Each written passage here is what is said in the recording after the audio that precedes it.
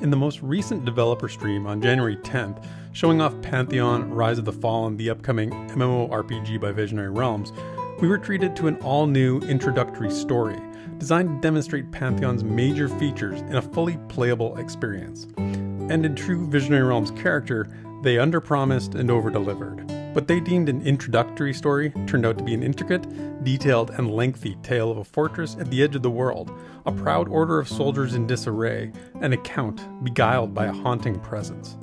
And that's only skimming the surface. This demonstration held detailed, never-before-seen lore information, sub-stories, and plenty of mysteries to be delved in the future. So in this video, I want to give an overview of the lore that was shown, and rather than do a deep dive on any one particular subject, this will just be a compilation, a primer for future lore topics, if you will.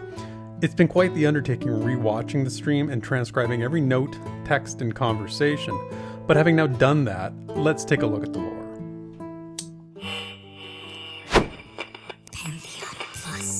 First up, let's talk about the places that were referenced in the stream.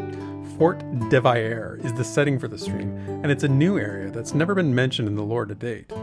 Many conversations during the stream referenced the location of the fortress being situated upon the Azure Isles, which is also a previously undocumented area.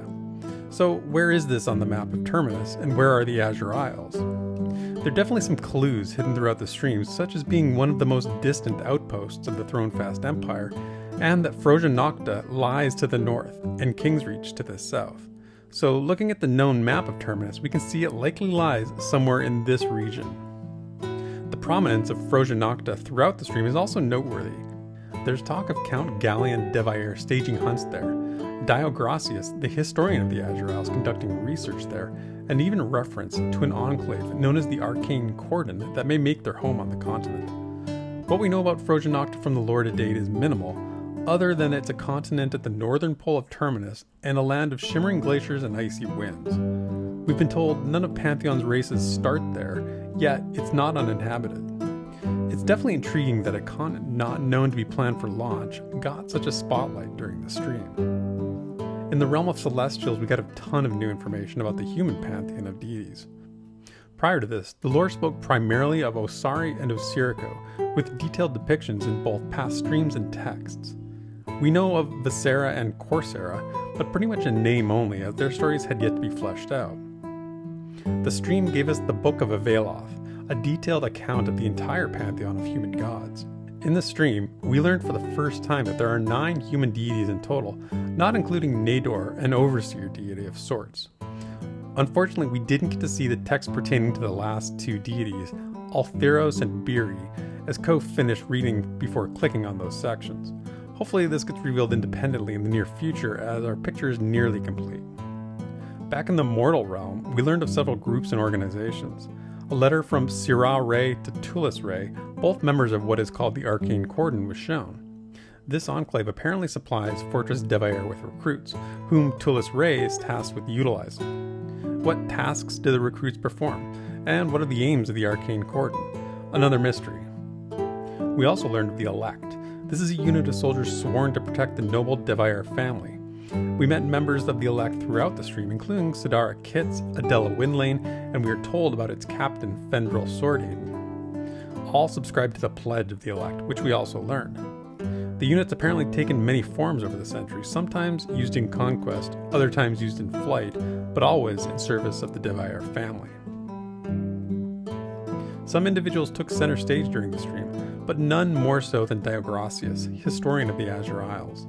As Cohh explored his study, we saw many of his writings and objects of interest in full depictions. The lengthiest of which was the Observus de Devire, which roughly translates from Spanish to English as Observing Devire.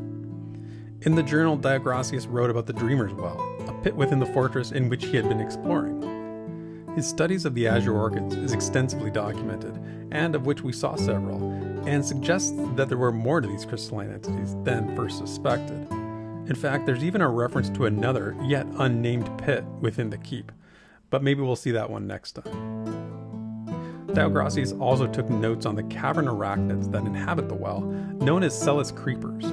We learned of their diet and reproduction, and his queries and conclusions.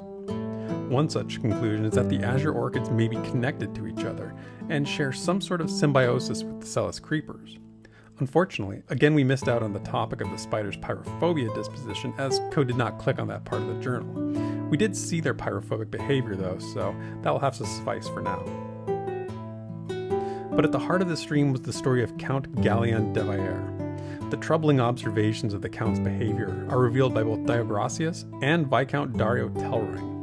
In a letter from the Viscount to Thronefast leadership, he notes that the Count was lost of mind before body. But the affliction has affected many. The dying words of Electa member Adela Windlane led us to her sister-in-arms, Sidara Kitts, who revealed a lengthy story about the Elect's efforts to uphold their oath and save the Count. She tells of how he succumbed to what may be the call of the Azure Queen. We witnessed the fight with the ghostly Count Gallian Devire near the end of the stream, but the Azure Queen is the true power in this demonstration, with her whispers revealed through perception pings, rumors, and scrawled notes throughout.